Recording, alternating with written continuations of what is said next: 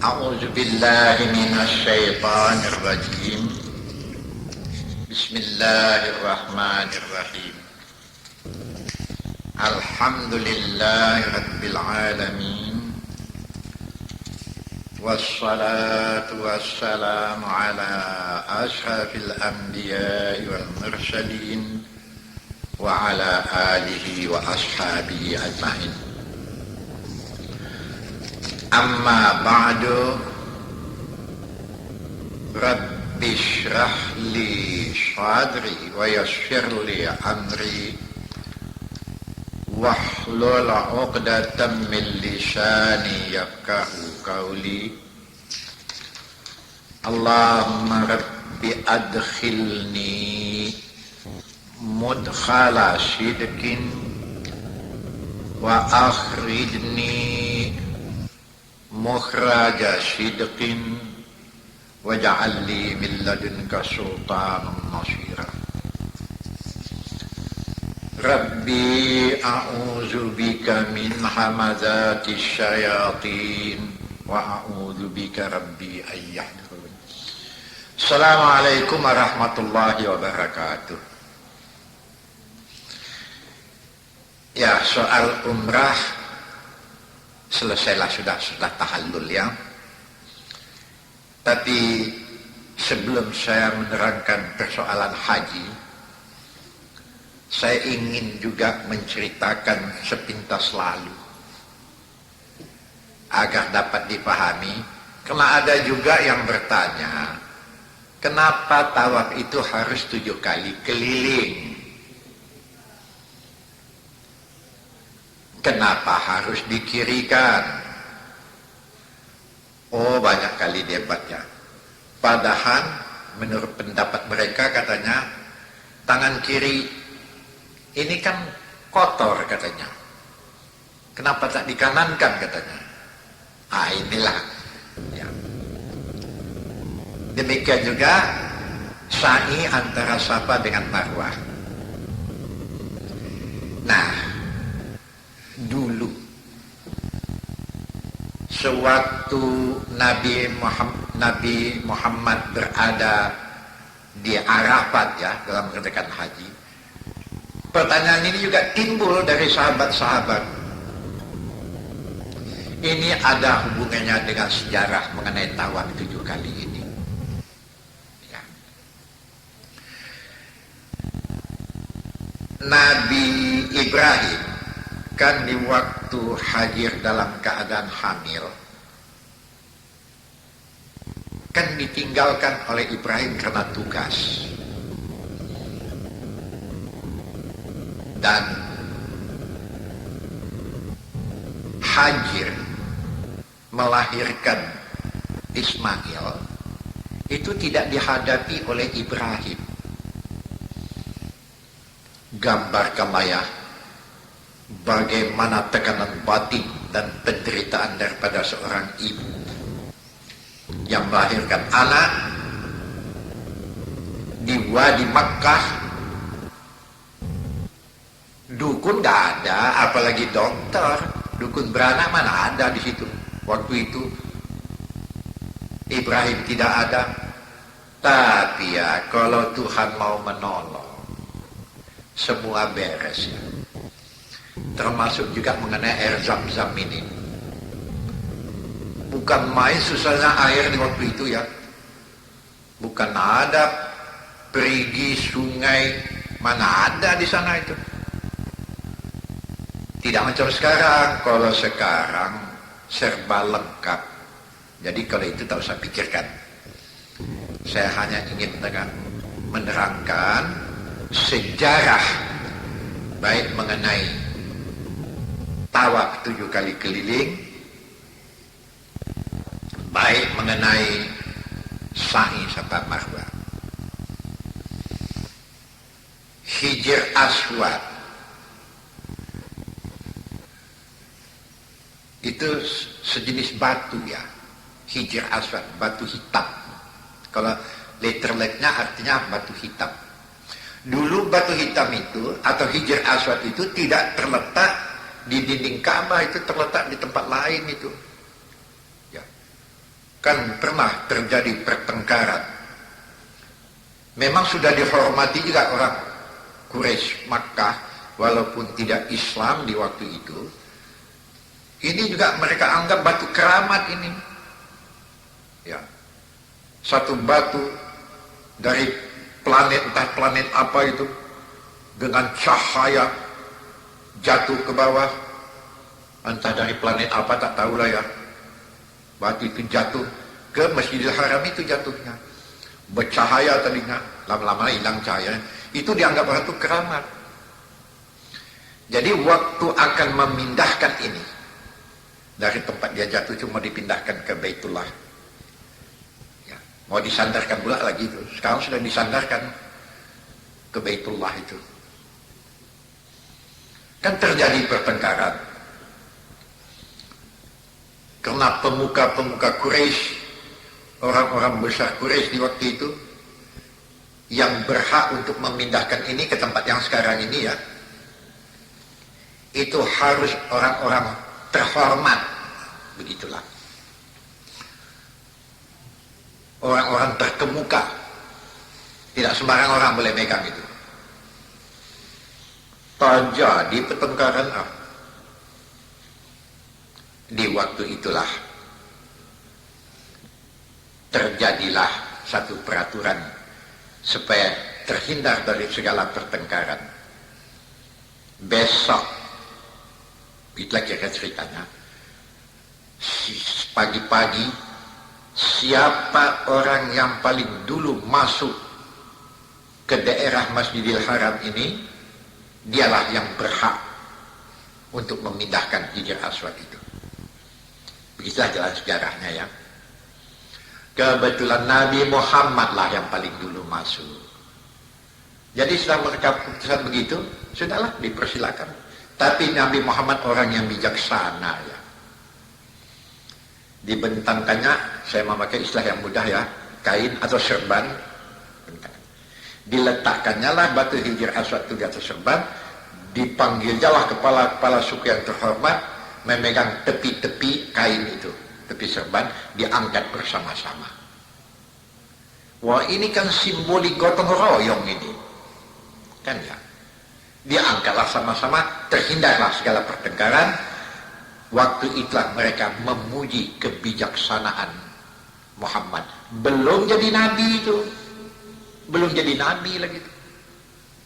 Dan sampailah tersenak ke tempat yang sekarang ini. Jadi itu salah satu rahasia Hajar Aswad berbondong-bondong memindahkan ke tempat itu.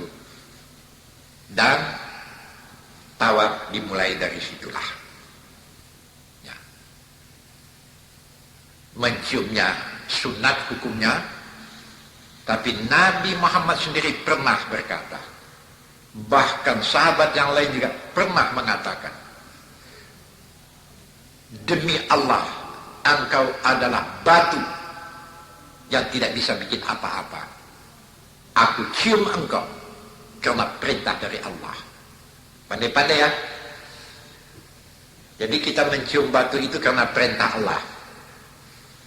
Apakah kalau mencium itu dapat berkat? Bukan karena mencium itu dapat berkat. Karena menurut perintah Allah maka dapat berkat. Saya itu dengan isyarat saja boleh. Nah, ini satu bagian. Tawaf 7 kali. Tatkala Ismail sudah dewasa, sudah berjumpa dengan Ibrahim, dapat perintahlah. Baik Ibrahim ditolong oleh Ismail untuk membina Ka'bah. Ya. Dibinalah Ka'bah itu. Ya. Mulai dari Hajar Aswad dibinalah, disusun keliling sana. Tentu tidak sampai ke atas terus. Ya. Begitulah sedikit demi sedikit bina keliling. Selesailah 7 kali ya. Bina pertama keliling, kemudian disambung lagi, besok lusanya disambung lagi, sampailah ke taraf yang sudah ditentukan. Itu 7 kali itu. Itu maka salah satu rahasianya, kata sejarah, karena 7 kali keliling baru sampai ke batas yang ditentukan, waktu Ibrahim Ismail membina Baitullah. Itu kata sejarah, yang pada hakikatnya 7 kali keliling masuk ibadat. Ini satu persoalan. Kemudian sa'i antara Safa dengan Marwah. Ini ada hubungan sejarahnya dengan waktu Hajir mau mencari air. Waktu Ismail dilahirkan, memang susah air. Padahal anak baru dilahirkan, dan gambarkan sajalah oleh kita semua bagaimana seorang ibu tengah melahirkan itu tenaganya habis. Ya dikatakan habis sekali tidak, tapi lemas begitu. Tapi karena anak, air tak ada, perlu dimandikan, perlu dibersihkan, mencari airlah, air-air yang tergenang di batu-batu yang ada, karena ada batu-batu yang macam apa itu namanya, macam lumpang-lumpang tempat tumbuk itu, kan ada juga batu yang macam itu. Di situ biasanya tergenang air tuh, karena ada orang macam menumbuk-numbuk padi karena ada batu yang lekung ke dalam gitu. Kalau hari hujan tergenang air di situ, bisa bertahan lama tuh. Jadi Hajar mencoba mencari air ke tempat-tempat yang macam itulah. Satu tempat lain padang pasir sama sekali. Begitu beliau sampai di Safa, Hajar sampai di Safa, lihat tak ada, begitulah beliau berjalan, barangkali ada di tepi-tepi bukit itu, sampai juga ke Safa, begitulah bolak-balik memeriksa sedikit demi sedikit, perhatikan sana sini, ya. Menurut riwayat sampai 7 kali. Ini kata sejarah, hadis tidak ada, di Quran juga tidak ada. Ini hanya ijtihad daripada ulama-ulama. Pantas juga saya sampaikan. Tapi yang pasti 7 kali bolak-balik sa'i Safa Marwah merupakan ibadat.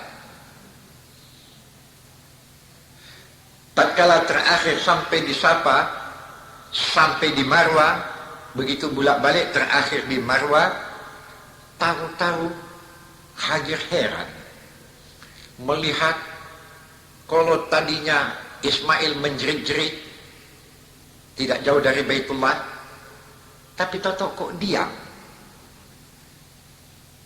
lari mengejar anak. Tentu ada persoalannya ini. Disitulah terkejut Hajar kebesaran Allah. Karena waktu menangis tadi Ismail mengentak-ngentakkan kakinya ke pasir. Dan tatkala terdiam, rupanya dari hentakan kaki Ismail terbit air. Itulah Zam-Zam yang sekarang ini. Lari Hajar ditengok, nampak air terbit, mata air. Oh, itulah yang dikorek oleh Hajar dengan kata Zami. Zami. Ya maksudnya Zami arti letterleknya ya berkumpullah, berkumpullah. Ya, dikorek juga sedikit demi sedikit, berkumpullah. Terbit terus ya. Terbit terus. Zami. Dinamakanlah dengan Zam-Zam. Memang ya, sampai sekarang kadang-kadang terpikir, saya kadang-kadang berpikir kebesaran Allah di tengah-tengah padang pasir. Kalau dikatakan air laut yang mengalir ke sana, rasanya tidak asin macam air laut ya. Biasa saja air Zam-Zam. Itu dikorek. Sampai sekarang orang yang mau memperhatikan kebesaran Allah, juta manusia tiap tahun ke sana ya, mandi lagi di tempat itu kadang-kadang, ambil, minum, mandi. Kadang-kadang mereka mandi dengan pakaian-pakaian ihramnya dan dengan baju-bajunya, kadang-kadang mandi juga. Juta ya. Namun Zam-Zam tetap stabil, tidak kurang ya. Dan sekarang waktu saya ke Mekah tahun 86 ini, itu Telaga Zam-Zam itu tidak bisa kita masuk ke tempat itu lagi. Di atas sudah ditegel sama sekali, tapi disalurkan melalui pipa ke tepi masjid. Jadi tidak bisa langsung lagi melihat Zam-Zam itu. Telaga Zam-Zam tidak bisa langsung kita lihat lagi, tapi sudah disalurkan. Itu akibat daripada supaya Masjidil Haram itu tempat tawaf lebih luas. Ya. Cuman disalurkan ke tepi-tepi masjid. Jadi kalau kita mau minum air Zam-Zam, mau mengambil Zam-Zam, berapa saja silakan ambil. Itu di tepi-tepi masjid. Ya, ada itu. Jadi ke sana saja. Nah, itulah dia beberapa hal yang saya sampaikan. Timbul lagi persoalan tahallul dengan mencukur rambut, membersihkan kepala. Ini juga pendapat. Jadi kalau tuan-tuan, bapak-bapak bertemu dengan saya, apa dalil mesti bercukur? Jawab saya pendek saja. Begitu dilakukan oleh Nabi dan sahabat, tahallul bercukur. Apa rahasianya? Ini hanya pendapat. Kan ya. Memang satu di antaranya bercukur ada merupakan kebersihan. Sekurang-kurangnya menggunting rambut. Jadi ini dari segi kebersihan. Ya. Di dalam hadis Nabi lain bunyinya. Di hadis Nabi mengatakan an-nazafatu minal iman. Nazafah minal iman. Kebersihan itu adalah sebahagian daripada iman. Tidak dibilangkannya bahasa tahallul itu masuk kebersihan. Nabi tidak bilang. Cuman an-nazafah minal iman. Jadi oleh ahli-ahli ijtihad diambillah pengertian. Karena orang yang mengerjakan umrah atau orang yang mengerjakan haji bersihlah dari dosa, tapi hendaknya lahirnya pun bersih juga lah maunya. Ini dapat dipahami ya. Sebab orang yang di dalam pakaian ihram tidak boleh menggunting rambut, tidak boleh pakai wangi-wangian, tidak boleh menggunting kuku, tetap dalam pakaian ihram. Jadi tidak heran kalau waktu tahallul bersihkan, bercukur atau menggunting rambut. Jadi sebahagian daripada pendapat ijtihad daripada ulama-ulama, bercukur atau menggunting rambut adalah kebersihan atau kerapian. Rapi disuruh. Betul-betul ya, kalau kita tengok Nabi Muhammad rapi dalam pakaian. Di rumah juga rapi, susunan segala sesuatunya tersusun dengan rapi. Tidak berserak begitu saja ya. Jadi an-nazafah, rapi, bersih, itu adalah tuntunan di dalam Islam. Dan itulah yang dapat saya bayangkan sebahagian daripada rahasia-rahasia.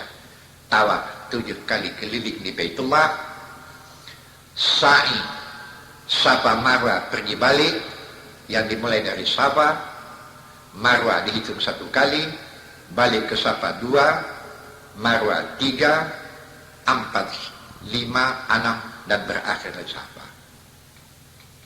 Tatkala berakhir di Safa kita tahallul, sesudah tahallul mendoalah ke Tuhan.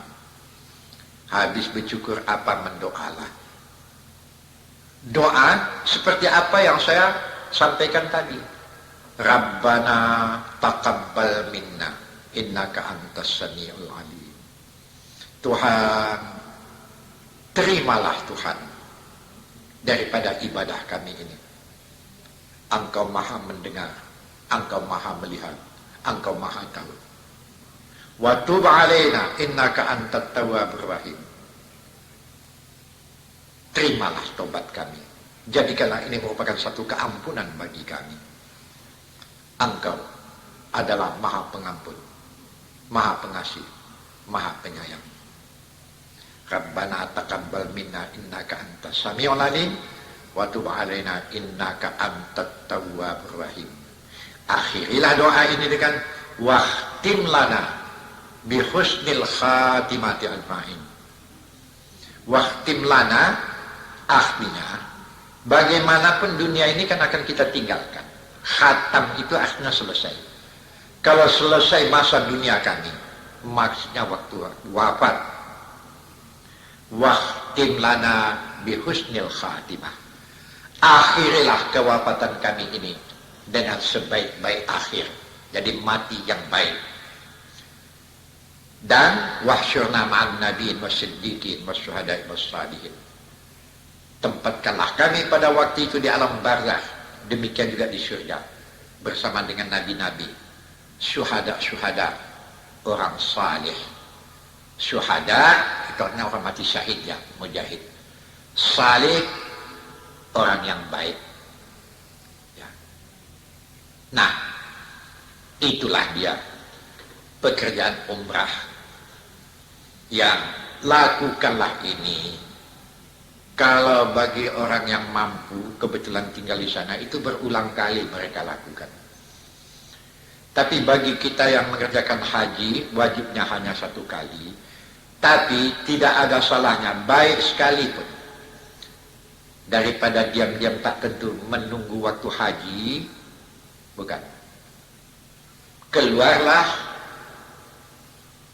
entah ke Tanaim, itu batas ya, Tanah Haram, atau ke Ja'ranah umpamanya, ya. Tanaim, Ja'ranah, keluarlah, pergilah ke sana, pakailah ihram untuk umrah, tapi sunat lagi hukumnya ini. Ya. Antara umrah dengan umrah adalah penghapus dosa. Oh, ini jelas. Kita jumpai di dalam hadis Nabi ya. Bahasa orang yang mengerjakan umrah, dari umrah ke umrah, itu merupakan keampunan.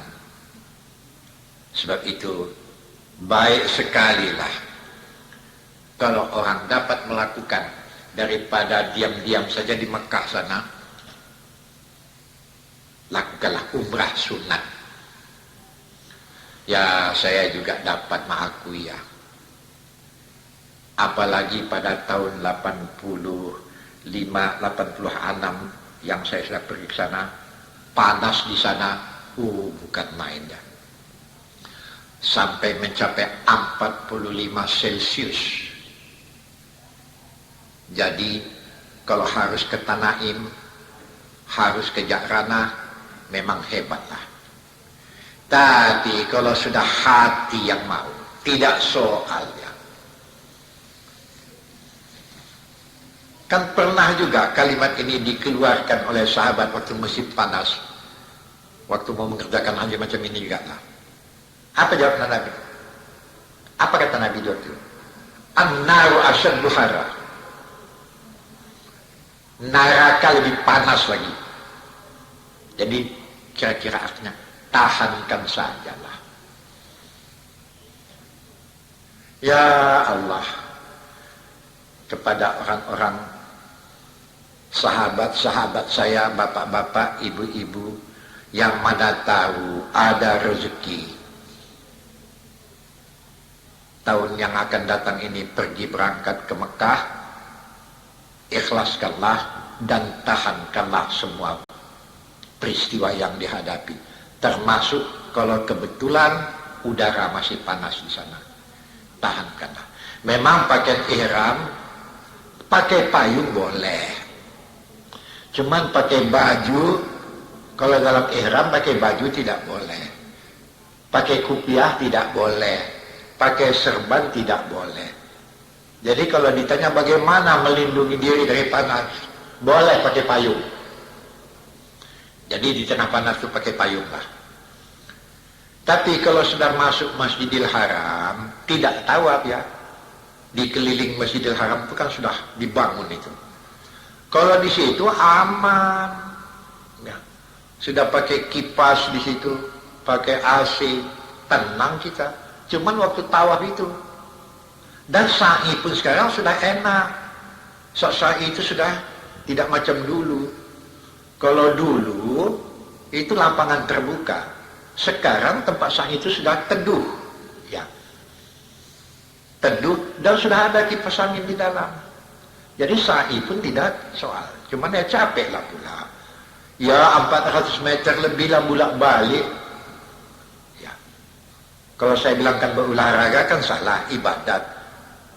Segar ya. Nah inilah persoalan-persoalan sejak mulai memakai ihram dari miqat sampai di Mekah mengerjakan tawaf dan sampai sa'i di Safa Marwah. Ikhlaskanlah, tahankanlah segala peristiwa yang dihadapi, menyerah diri kepada Allah bulat. Fatawakkal 'alal hayyil ladzi la yamut. Apabila orang betul bertawakal kepada Allah, pasti daya tahan akan diberikan Allah dan situasi tidak akan mempengaruhinya. Bagi orang yang akan mengerjakan umrah, selamat melakukan umrah. Dan bagaimana tentang mengerjakan haji? Ya, nantilah sekali lagi saya sampaikan. Ya, sampai di sini. Assalamualaikum warahmatullahi wabarakatuh.